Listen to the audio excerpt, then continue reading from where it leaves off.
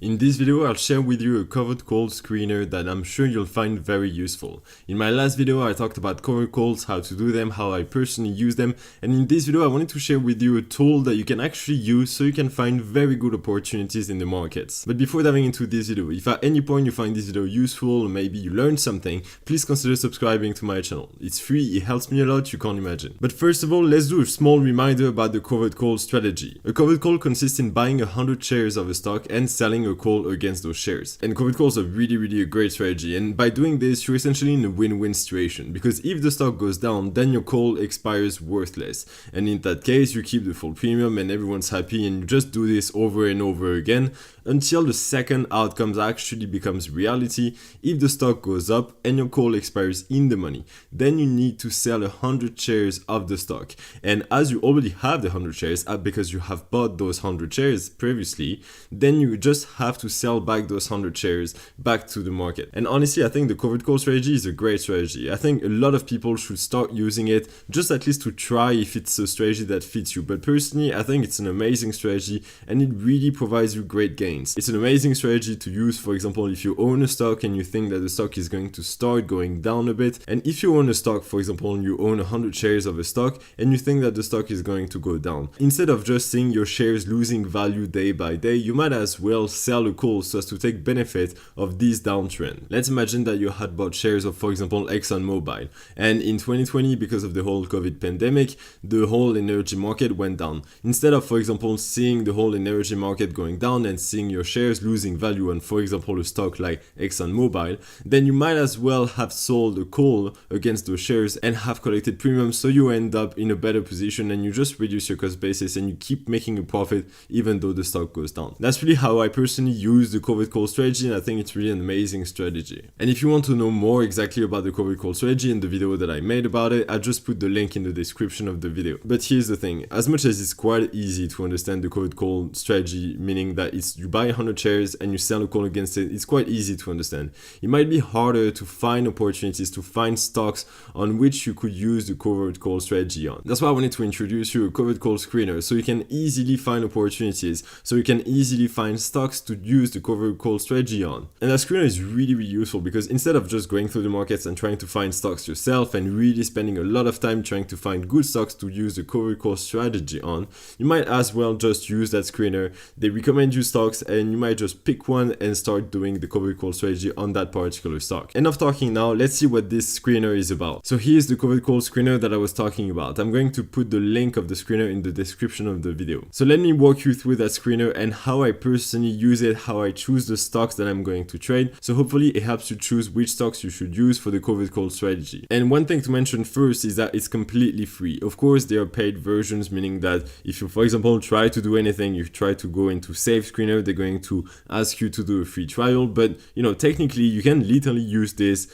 for the free version, and it's really enough to just use the free version. I don't think that you really need to pay for it, but if you want to pay for it, go ahead, you're free to do it. But personally, I don't really pay for it. I don't really see the need. So if we go into the set filters tab, you can see how this screener is actually set up in the first place. So you see that they have set up this screener in a way that we want to see monthly expirations.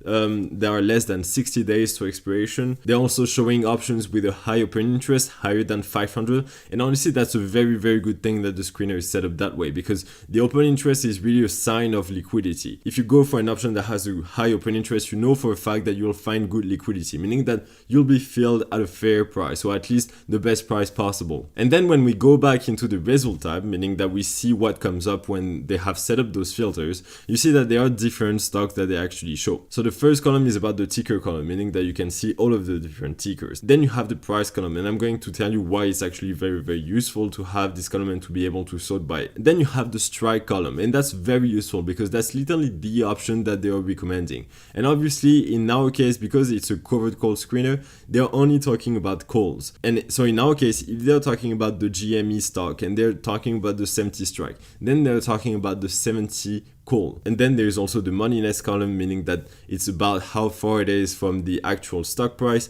Then there is the expiration that they talk about. Then you have the bid column, meaning that how much you're actually receiving in terms of credit when you're selling a call, for example, at the 70 strike for GME. As one contract controls 100 shares, if you sell a call and you receive $16, then you're actually going to receive $1,600 in terms of premium, because one contract controls 100 shares, so you have to multiply the bid by 100 to actually understand what is the premium that you're going to receive in your account. So in our case, as I said, if you see a bid of $16, then it's actually $1,600 because you're having 100 shares in one contract. Then one very important column that I like to look at is the break-even percentage. And this column, you have to think about it as a bit like the return on investment. And if you go in the title and you look at exactly what is the bid column, you can see that it's the bid divided by the stock price minus the bid times 100.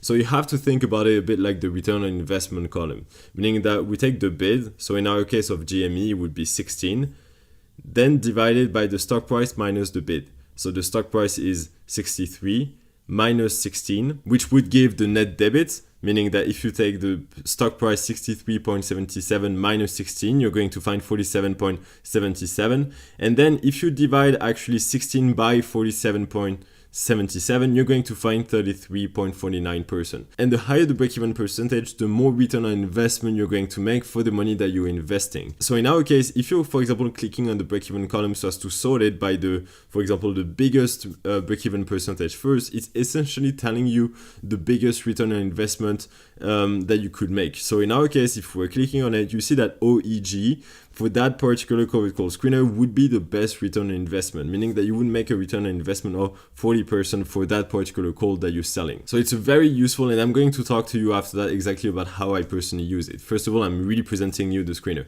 Then you have the volume, the open interest, as I said. So it's very, very important metric. That's personally always what I'm looking at, the open interest, so as to know how liquid is the option that I'm looking at. Then you have the delta, the implied volatility, the potential return, the annual return. And personally, how I use this covered call screener is by looking mostly as the break-even percentage, because it essentially tells you the return on investment that you're making when you're selling a call for that particular stock at that particular strike. So let's look at OEG first. It has the highest break-even percentage. And so in our case here, you see that they would recommend to sell a call at the 10th strike at the expiration of March, and you would collect a bid of $250, meaning that you would make $250 if you were selling a call at the 10th strike for OEG. So let's go into Tastyworks to actually verify that. So now I'm in Tastyworks, you see that I've chosen OEG, and I'm in the March expiration, and this said that we should sell the 10th strike, meaning that you have to buy 100 shares, and then you will sell the 10th strike, meaning I sell a call. And you see that there's a very high open interest, almost 2,000 in open interest, is very, very liquid.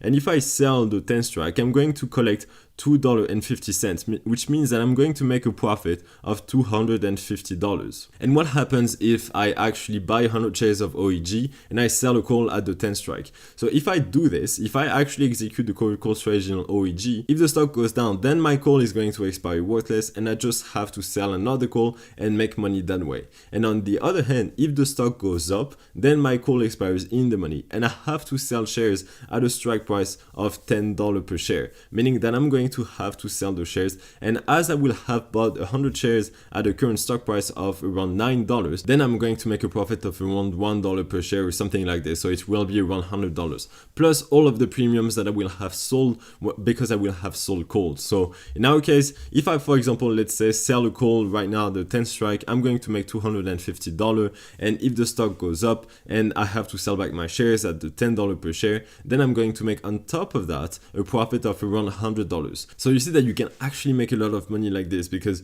for OEG, for example, selling a call that brings you $250 of gain for a stock where you're just buying 100 shares that equals to around $900, that's already a huge return on investment by just selling a call that is going to bring you $250. And that's why the break-even percentage column is actually very useful, because you see that, as I said, it's a huge return on investment. You almost make 25% by just selling one call out of your $1,000 investment, $900 investment by buying 100 shares of OEG. So that's why it's very useful to use this break-even percentage column because you know directly which calls are going to bring you the most money for the money that you're investing. Another example, if we look at, for example, DPW. So the price of DPW currently is around $4.55. They recommend to sell the 5 strike. For the March expiration still, you would collect $1.25. That would mean that you would collect $125. You would make $125. And one thing very important to understand about covered calls when you sell calls, regardless of the outcome, regardless if the stock price goes up or goes down, regardless if your call expires in the money or at the money, you keep the premium anyway. Meaning that when you sell that call, you're going to receive $125 into your account. And that's it, that's going to stay there. Regardless if it expires in the money, regardless if it expires out the money, you are going to keep that money. You're going to make that money instantly, directly when you sell that call. And that money, you can use it whatever you want to buy beers or whatever it is, but you directly make that money and it's going to stay in your account, regardless if the call expires in the money or at the money. And I always think about, like, for example, covered calls that way. If I see, for example, that I have to buy 100 shares of a stock that is worth $4.55, then it's going to make an investment of $455. And if I sell a call that brings me $125 of profit, I always do this. So it would mean that I make a return on investment in, let's say, around 39 days of 125 divided by 455, my initial investment of the 100 shares. That's a return on investment of 27% in the span of 39 days. That's huge. That's a very good return on investment that I'm making. And I always like to do this. I always like to divide the profit that I'm making from the call by the stock price to actually see if it's actually worth it in terms of return on investment. And that's really the break-even percentage column that you have here. And if we go into the Tastyworks platform once again and we go for DPW, we go into the March expiration. If I were to buy 100 shares of DPW right now, that would be around $470 worth of investment, because $4.70 times 100 would be $470 worth of investment for 100 shares. And then they said that we should sell the 5 strike. So if we were selling, for example, a call at the 5 strike, you would see that I would collect, as I said, $125 of profit directly into the account, directly when I'm going to sell that call. And if DPW goes down, then my call expires worthless and I can just sell another call onto that stock so as to collect another premium again, so as to make another profit again.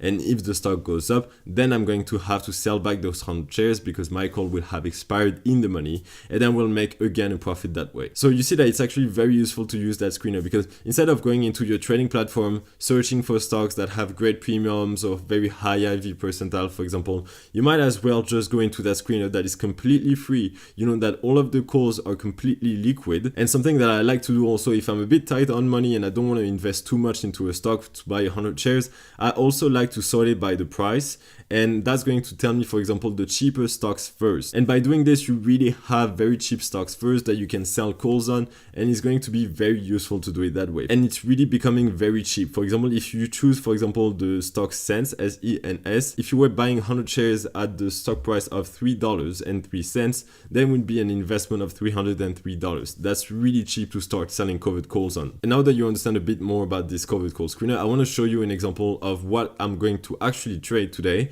what I'm going to buy, and how I'm going to use the covered call. So it's really a real life example for you and not only theory. So you see here in that list that there is this stock TEL, and they recommend the 4 strike. You see that it has a break-even percentage of almost 24%, so it's actually quite good. I like this stock for several reasons, and let me go into Tastyworks to show you why. If we look at the chart of TEL, you see that the stock is very low right now, and it's because of the energy sector, meaning that the energy sector really crashed because of the COVID pandemic. So most of the stocks that are belonging to the energy sector, like Chevron, ExxonMobil, TEL, for example, are very low right now. But there are great premiums on there. The calls are very expensive, and that's why I see a very good opportunity. And I'm really thinking about buying 100 shares of TEL, and I'm going to start selling calls against it, meaning that I'm going to execute the cover call strategy on TEL, because there is really a great opportunity. And let me explain why. As the stock is very cheap right now, I'm not really afraid of seeing TEL even going further down. But even if it goes further down, it's completely fine. I'll sell another call and I'll make even more money that way. And if the stock starts going back up to normal levels, then I'll be happy to sell back my 100 shares and make even more more profit that way. Because I will have bought 100 shares of TEL at a stock price of $3.30, meaning an investment of $330. And after having bought 100 shares of TEL at a stock price of $3.30, I'm going to go sell a call into the March 19 expiration at a strike of 4.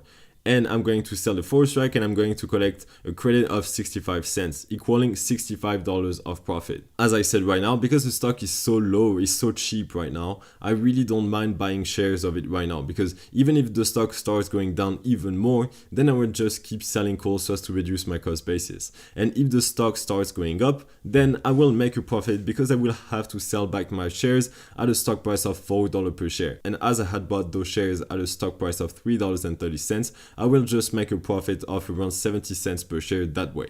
So it's actually a very good deal to do this on TEL right now. I hope it made sense, this covered call screener. I hope you're going to find use in it and you're going to enjoy using it, for example, with the break-even percentage column, or maybe sorting it by the price column so you can see cheap stocks first. And also I hope that this TEL example will have given you maybe more context on how I personally use the covered call strategy. If you have any question, don't hesitate to put it in the comment section. I'll be happy to answer any question that you might have. Please make good and informed decisions. I'll see you in the next video, and in the meantime, I wish you all the best.